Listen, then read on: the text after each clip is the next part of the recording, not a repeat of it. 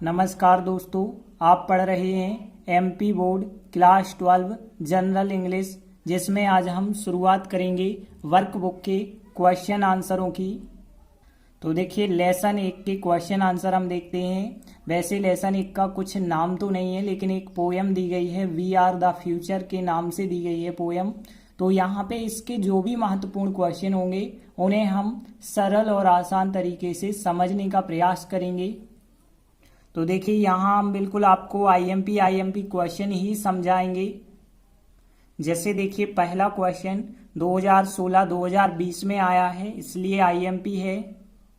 तो देखिए, समझते हैं पहला क्वेश्चन क्या है। What makes a team a whole. देखिए, व्हाट का मतलब होता है क्या, मेक्स मतलब बनाना, आ टीम मतलब एक टीम को, आ होल मतलब संपूर्ण। तो टीम को संपूर्ण कौन बनाता है या क्या बनाता है कह सकते हैं, या फिर हम कह सकते हैं टीम को पूरा कौन बनाता है। तो देखिए, इस पोयम में बताया गया है, यदि आप एक साथ मिलजुल कर रहते हैं और कार्य करते हैं तो उससे ही आपकी टीम जो है पूरी बनती है। तो देखिए, आंसर में क्या बताया गया, एक साथ कार्य करना ही टीम को पूरा बनाता है। तो देखिए, अब हम इस आंसर को ट्रांसलेट के माध्यम से देखेंगे।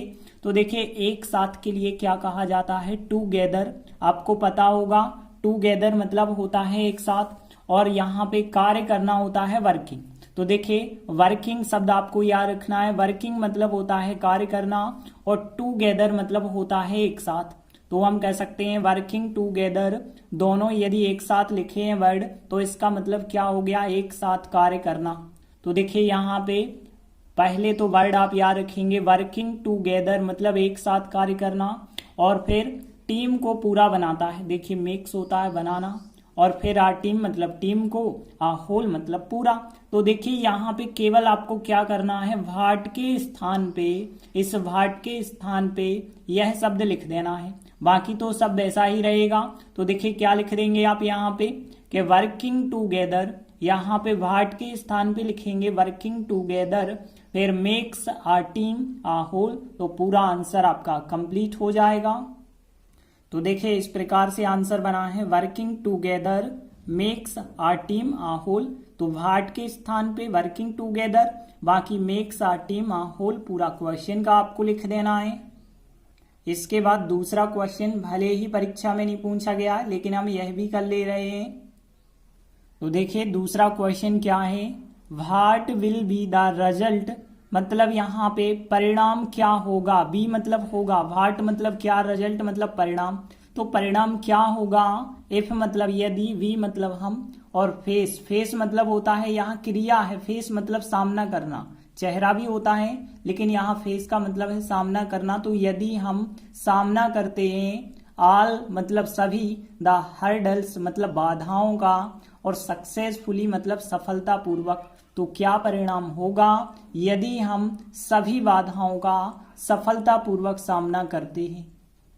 तो देखिए, इस पोयम में बताया गया है कि जितनी भी बाधाएं आपकी लाइफ में आती जाती हैं उनका यदि आप सफलतापूर्वक सामना करते जाएंगे तो आप निश्चित ही अपने लक्ष्य तक पहुंच जाएंगे। तो देखिए, आंसर बताया गया है, यदि हम सभी बाधाओं का सफलतापूर्वक सामना करते हैं तो परिणाम यह होगा कि हम ऊंचाई पर चढ़ जाएंगे।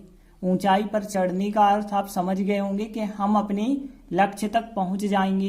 तो यहाँ थोड़ी सा बदल के लिखा है कि हम ऊंचाई पर चढ़ जाएंगे, मतलब यही है कि हम अपने लक्ष्य तक पहुंच जाएंगे। तो देखिए, अब हम इन दो लाइनों को ट्रांसलेट करेंगे। तो देखिए, पहली लाइन तो क्वेश्चन की ही होगी कि यहाँ से यदि हम सभी बाधाओं का सफलतापूर्वक सामना करते हैं, इफ से लगा के लास्ट तक हो जाएगा, if we face all the hurdles successfully. तो पहली लाइन क्वेश्चन की हो गई। परिणाम यह होगा कि, तो देखिए, यहाँ परिणाम के लिए द रिजल्ट क्वेश्चन में लिखा है, और होगा मतलब होना के लिए बी लिखा है, और दैट मतलब की होता है। और ध्यान रखना, जब यह और की एक साथ आते हैं तो यह को नहीं लिखा जाता है, की को लिखा जाता है दैट। तो देखिए, यहाँ पे जो सेंटेंस बनेगा, परिणाम यह होगा, परिणाम मतलब द रिजल्ट कह सकते हैं, और यहाँ पे सहायक क्रिया हो जाएगी विल।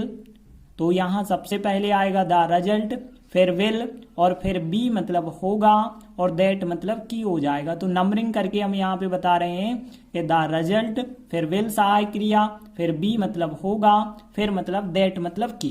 क्योंकि आपको पता है यह सेंटेंस था फ्यूचर सिंपल में, जो कि होता है सब्जेक्ट के बाद सेल या विल प्लस फर्स्ट फॉर्म होता है प्लस ऑब्जेक्ट। तो देखिए द रिजल्ट विल बी मतलब होगा और फिर दैट से वाक्य जोड़ के यह वाक्य लिखेंगे। हम ऊंचाई पर चढ़ जाएंगे, इस सेंटेंस को यदि आप देखें तो यह भी फ्यूचर सिंपल है। तो वी के बाद यहाँ सहायक क्रिया लगानी होगी। अब देखिए वी के हिसाब से लगता तो सेल है, लेकिन यदि आप विल लगा देते हैं तो 100% वो बात होगी, मतलब हम अपने लक्ष्य तक पहुंचेंगे ही पहुंचेंगे। तो यहाँ पे निश्चितता बताने के लिए विल लगाई जा सकती है वी के हिसाब से। तो देखिए वी के साथ विल लगाते हैं तो निश्चितता हो जाएगी। तो हम कह सकते हैं सब्जेक्ट, फिर विल, फिर फर्स्ट फॉर्म, फिर ऑब्जेक्ट। तो देखिए वी विल और फिर चढ़ जाना। तो देखिए चढ़ना, किसी भी चीज पर चढ़ना जो होता है क्लाइंब होता है, ये तो आपको पता होगा। क्लाइंब मतलब चढ़ना होता है। तो यहाँ सब्जेक्ट लिखा पहले वी, फिर विल, फिर क्लाइंब और फिर ऊंचाई मतलब होती है हाइट, तो द हाइट कह सकते हैं। तो we will climb the height. तो देखिए आंसर पूरा क्या बना, पहली लाइन क्वेश्चन की हो गई, if we face all the hurdles successfully, फिर the result will be that और फिर we will climb the height. तो देखिए आंसर क्या हो जाएगा, पहली लाइन क्वेश्चन की है if we face all the hurdles successfully, एक लाइन क्वेश्चन की, फिर द रिजल्ट और फिर विल सहायक क्रिया, बी मतलब होगा, दैट मतलब की, फिर we will climb the height मतलब हम ऊंचाई पर चढ़ जाएंगे। इसके बाद देखिए अगला क्वेश्चन है 2017-2020 में आया है और यह दीर्घ उत्तरीय क्वेश्चन है, ज्यादातर परीक्षा में पूछा जाता है, तो यह बहुत आईएमपी कहेंगे हम क्वेश्चन। तो देखिए तीसरा क्वेश्चन क्या है, summarise the poem we are the future. Summarise का मतलब सारांश लिखिए। जो poem we are the future है मतलब हम भविष्य हैं नाम से जो पोएम है, इस पोएम का सारांश हमें बताना कि इस पोएम में क्या बताया गया है, उसका सारांश लिखना है। तो देखिए इस पोएम में बताया गया है कि हमें अपना देश मजबूत बनाना चाहिए, समृद्ध बनाना चाहिए और सबको मिलजुल कर रहना चाहिए, सबको संगठित रूप में रहना चाहिए और सबको यह सोचना चाहिए कि जैसा हम करेंगे वैसा हमारा भविष्य बनेगा। सब लोग एक साथ खड़े होकर के कहना चाहिए हम भारतीय हैं। तो देखिए ऐसा बहुत कुछ इस पोयम में बताया गया है, लेकिन हम आंसर में यदि देखें तो देखिए थोड़ी बड़ा आंसर बताया गया है। यह पोयम समृद्ध एवं मजबूत देश बनाने के लिए भारतीयों की एक प्रतिज्ञा की तरह है। हमारे पास मतलब भारतीयों के पास इसके लिए ताकत भी है और सामर्थ्य भी है। जो भारतीय व्यक्ति हैं उन्हें अपने भेदभावों को भूल जाना चाहिए और संगठित खड़े होना चाहिए और एक टीम के रूप में कार्य करना चाहिए और उन्हें विश्वास है, मतलब हम भारतीयों को विश्वास है कि भविष्य हमारा है। जितनी भी बाधाएं आएंगी उनके बावजूद भी हम अपने लक्ष्य तक पहुंचेंगे, चाहे हम छोटे छोटे गांव से या टाउन से हों या फिर हम कह सकते हैं शहरों से हों, लेकिन फिर भी हम क्या करेंगे, अपने राष्ट्र का निर्माण करने में सब एक साथ खड़े रहेंगे। क्यों खड़े रहेंगे? क्योंकि हमें भारतीय होने का गर्व है। तो देखिए आंसर थोड़ी बड़ा है, लेकिन आप एक एक लाइन यदि ध्यान से समझेंगे तो आसानी से इनका ट्रांसलेट कर पाएंगे। तो देखिए पहले कुछ वर्णों को देख लेते हैं। तो देखिए समृद्ध के लिए कहा जाता है प्रॉस्पर। तो ध्यान रखना, प्रॉस्पर का मतलब होता है प्रॉस्पर्स, समृद्ध, प्रॉस्पर भी आप कह सकते हैं, प्रॉस्पर्स मतलब समृद्धता। और फिर मजबूत के लिए तो आपको पता होगा स्ट्रॉन्ग, देश को कंट्री कहते हैं। और बनाना मतलब मेक होता है, भारतीयों के लिए इंडियंस कहेंगे हम। और फिर प्लेज मतलब होती है प्रतिज्ञा, ठीक है ना। तो प्लेज वर्ड भी आप याद रखें, प्लेज का मतलब होता है प्रतिज्ञा, प्रॉस्पर्स मतलब होता है समृद्ध और प्लेज मतलब प्रतिज्ञा। तो देखिए यह लाइन कैसे अब ट्रांसलेट कर पाएंगे हम, दिस पोयम हो जाएगा यह पोयम, दिस पोयम। और फिर भारतीयों की एक प्रतिज्ञा है, मतलब सीधा सा एक प्रेजेंट है, सब्जेक्ट इज एम आर के बाद ऑब्जेक्ट आएगा। तो देखिए सब्जेक्ट तो हमने लिखा दिस पोयम, सहायक क्रिया क्या आ जाएगी, इज। तो दिस पोयम इज, और फिर एक प्रतिज्ञा मतलब आप प्लीज कह सकते हैं, एक प्रतिज्ञा है ऑफ इंडियंस मतलब भारतीयों की प्रतिज्ञा है। और फिर टू मेक मतलब बनाने के लिए। देखिए के लिए टू लिखा जाएगा, तो टू मेक मतलब बनाने के लिए, और फिर क्या बनाने के लिए, देश को बनाने के लिए। तो यहाँ पे द कंट्री कह सकते हैं, और क्या बनाना है, स्ट्रॉन्ग बनाना है, एंड प्रॉस्पर्स बनाना है। तो देखिए इस प्रकार से ट्रांसलेट होगा, this poem is a pledge of Indians to make the country strong and prosperous. इसके बाद अगली लाइन, हमारे पास इसके लिए ताकत है और सामर्थ्य है, मतलब देश को मजबूत समृद्ध बनाने के लिए हमारे पास क्या है, ताकत भी है। ताकत मतलब क्या कहलाती है, स्ट्रेंथ कहलाती है ताकत, और सामर्थ्य जो होता है पोटेंशियल। तो आप पोटेंशियल वर्ड याद रखेंगे, तो यहाँ पोटेंशियल का मतलब होता है सामर्थ्य, और ताकत मतलब होती है स्ट्रेंथ। तो यहाँ पे स्ट्रेंथ का मतलब होता है ताकत, तो स्ट्रेंथ वर्ड आप याद रखेंगे, और पोटेंशियल। बाकी तो सब वर्ड सरल से हैं। अब ध्यान देना, हमारे पास कोई चीज है, तो देखिए यहाँ पे सब्जेक्ट के बाद आपको या तो हैज लगाना होगा या हैव लगाना होगा प्लस ऑब्जेक्ट, क्योंकि किसी के पास कोई चीज है तो वो हैज हैव के द्वारा बताते हैं। तो यहाँ वी तो होगा सब्जेक्ट हमारे के लिए, वैसे अवर कहते हैं, लेकिन यहाँ पे सब्जेक्ट फॉर्म लिख रहे तो वी होगा, और वी के हिसाब से हैव यहाँ पे सहायक क्रिया आएगी पास होना के लिए। तो यहाँ पे हम कह सकते हैं वी हैव, हमारे पास है। अब हमारे पास क्या है, पोटेंशियल है एंड स्ट्रेंथ भी है, और फिर इसके लिए मतलब इस काम को करने के लिए, तो यहाँ पे कह सकते हैं हम टू भी कह सकते हैं के लिए, या फिर फॉर भी कह सकते हैं। तो फॉर और इस चीज के लिए मतलब इट कह सकते हैं। तो फॉर इट मतलब इसके लिए, मतलब देश को मजबूत बनाने के लिए, तो यहाँ पे हो जाएगा इसके लिए मतलब फॉर इट। तो यहाँ पे वी हैव हमारे पास है potential and strength for it मतलब इसके लिए। इसके बाद देखिए अगली लाइन, अपने भेदभावों को भूलकर देखिए फॉरगेट होता है भूल जाना, फॉरगेटिंग मतलब होता है भूल कर। तो फॉरगेटिंग आपको पता ही होगा, फॉरगेटिंग और डिफरेंस कहलाते हैं भेदभाव। तो यहाँ पे फॉरगेटिंग अवर डिफरेंसेस हो जाएगा, बहुवचन हो गया, डिफरेंस भेदभाव हो गया, तो डिफरेंसेस मतलब भेदभावों को, और अपने मतलब वी की बात हो रही है तो वी का अवर ही तो होगा फिर। तो यहाँ फॉरगेटिंग आवर डिफरेंसेस, ठीक है ना, फॉरगेटिंग आवर डिफरेंसेस। देखिए कोई वाक्य नहीं है, इतना अलग बनाना होगा, तो फॉरगेटिंग आवर डिफरेंसेस। फिर इसके बाद हम संगठित खड़े रहते हैं, तो देखिए हम के लिए तो हो जाएगा वी, संगठित मतलब क्या होता है, यूनाइटेड, ठीक है ना, यूनाइटेड सुना भी होगा आप लोगों ने, यूनाइटेड मतलब होता है संगठित, और खड़े रहना मतलब स्टैंड। तो यहाँ पे वी स्टैंड हम खड़े रहते हैं, यूनाइटेड मतलब संगठित, प्रेजेंट सिंपल था, सब्जेक्ट फर्स्ट फॉर्म ऑब्जेक्ट, तो देखिए वी हो जाएगा, और स्टैंड यूनाइटेड मतलब हम संगठित खड़े रहते हैं और एक टीम के रूप में कार्य करते हैं। तो यहाँ पे एंड आ टीम, और के रूप में क्या होता है, एज होता है, एस एज का मतलब के रूप में, और कार्य करना हो गया वर्क। तो यहाँ पे कह सकते हैं एंड वर्क, कार्य करते हैं एज आ टीम मतलब एक टीम के रूप में, तो and work as a team. तो देखें इन चार लाइनों को हम रिवाइज कर देते हैं। This poem is a pledge of Indians to make the country strong and prosperous. We have potential and strength for it, forgetting our differences we stand united and work as a team. इसके बाद देखिए अगली line, हम विश्वास करते हैं कि भविष्य हमारा है।